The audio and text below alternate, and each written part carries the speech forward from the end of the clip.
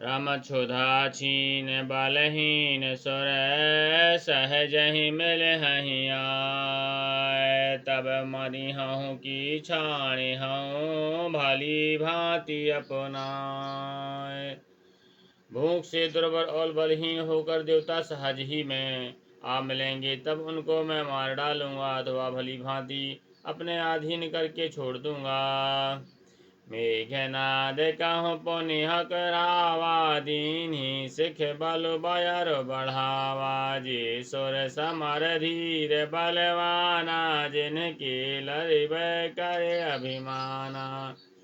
फिर उसने मेघनाद को बुलवाया और सिखा पढ़ाकर उसके बल और देवताओं के प्रति बैर को उत्तेजित करके कहा, हे पुत्र, जो देवता रण में धीर और बलवान हैं और उन्हें लड़ने का अभिमान है, तिन्हि जीत रन आन सुबांधी उठ सुत पितु अनुशासन कांधी। यही विध सब ही आज्ञा दीन्ही आपुन चलो गदा कर लीन्ही। उन्हें युद्ध में जीत कर बांध लाना। बेटे ने उठकर पिता की आज्ञा को शिरोधार्य किया। इसी तरह उसने सबको आज्ञा दी और आप भी हाथ में गदा लेकर चल दिया। चलत दशानन डोलत अवनी गरजत गर्भ स्रवहि सुर रवनी। रावण आवत सुनौ सकुहा देवन तके मेरु गिरु खोहा। रावण के चलने से पृथ्वी डगमगाने लगी और उसकी गर्जना से देवरमणियों के गर्भ गिरने लगे। रावण को क्रोध सहित आते हुए सुनकर देवताओं ने सुमेरु पर्वत की गुफाएं तक भागकर सुमेरु की गुफाओं में आश्रय लिया।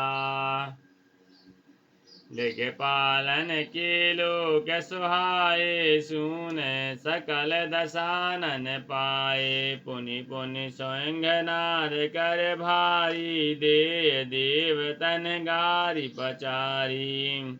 दिक्पालों के सारे सुंदर लोगों को रावण ने सुना पाया। वह बार बार भारी सिंह गर्जना करके देवताओं को ललकार ललकार कर गालियां देता था।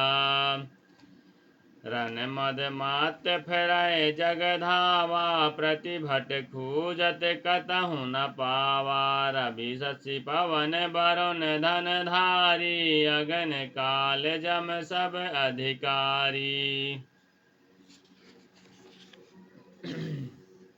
रण के मद में मतवाला होकर वह अपनी जोड़ी का योद्धा खोजता हुआ जगत भर में दौड़ता फिरा, परंतु उसे ऐसा योद्धा नहीं मिला। सूर्य चंद्रमा वायु वरुण कुबेर अग्निकाल और यम आदि सब अधिकारी किन्नर सिद्ध मनोज सुर नागा हठ सब ही के पंथ ही लागा। ब्रह्म सृष्टि जह लगी तनुधारी 10 मुख बस वर्ती नर नारी।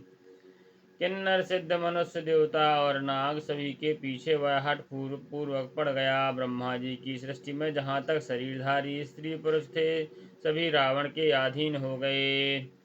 आयस करहि सकल भय भीता न वहीं आय नित चरण विनीता। डर के मारे सभी उसकी आज्ञा का पालन करते थे और नित्य आकर नम्रता पूर्वक उसके चरणों में सिर नवाते थे।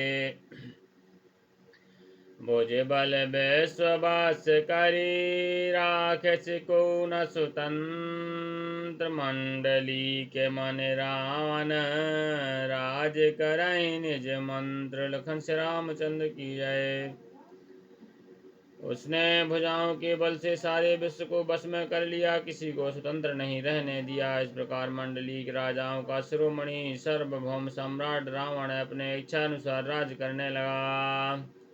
देव जच गंधर्व नर किन्नर नाग कुमार जीत बरी निज बाहुबल बहु सुंदर बर नारी। लखन श्री रामचंद्र की जय। देवता यक्ष गंधर्व मनुष्य किन्नर और नागों की कन्या तथा बहुत सी सब सुंदर और सुंदरी और उत्तम स्त्रियों को उसने अपनी भुजाओं के बल से जीत कर ब्याह लिया। इंद्रजीत सन जो कछु कहो सो सब जन पले है पहले करे रहो। प्रथम ही जिन कहो आयस दीन्हा तिन कर चरत सुनहु जो कीन्हा।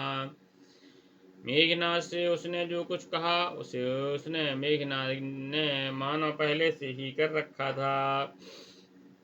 जिनको पहले ही आज्ञा दे रखी थी उन्होंने जो करतूतें की उन्हें सुनो। देखत भीम रूप सब पापी निश्चर ने कर देव परितापी करहि उपद्रव असुर निकाया नाना रूप धरहि करि माया। सब राक्षसों के समूह देखने में बड़े भयानक पापी और देवताओं को दुख देने वाले थे। वे असुरों के समूह हैं, उपद्रव करते थे और माया से अनेकों प्रकार के रूप धरते थे।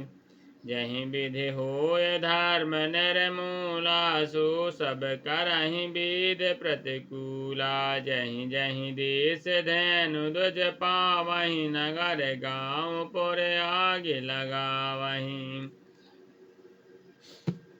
जिस प्रकार धर्म की जड़ कटे वे वही सब देव विरुद्ध काम करते थे। जिस जिस स्थान में वे गौ और ब्राह्मणों को पाते उसी नगर न गाँव और पूर्व को आग लगा देते थे। शुभयाचरण कतहु नहीं होई देव विप्र गुरु मान न कोई। नहीं हरि भगत यज्ञ तप ज्ञान सपन हो सुनय न वेद पुराना। उनके डर से कभी भी शुभ आचरण ब्राह्मण भोजन यज्ञ श्राद्ध आदि नहीं होते थे। देवता ब्राह्मण और गुरु को कोई नहीं मानता था। न हरि भक्ति थी न यज्ञ तप और ज्ञान था। वेद और पुराण तो स्वप्न में भी सुनने को नहीं मिलते थे।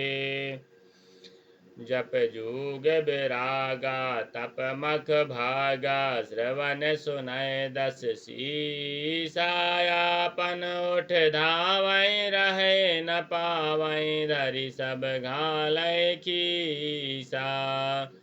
अस भ्रष्ट अचारा भा संसारा धर्म सुनय नहीं काना। तहि बहुविधि त्रासै देश निकासै जो कहे वेद पुराना।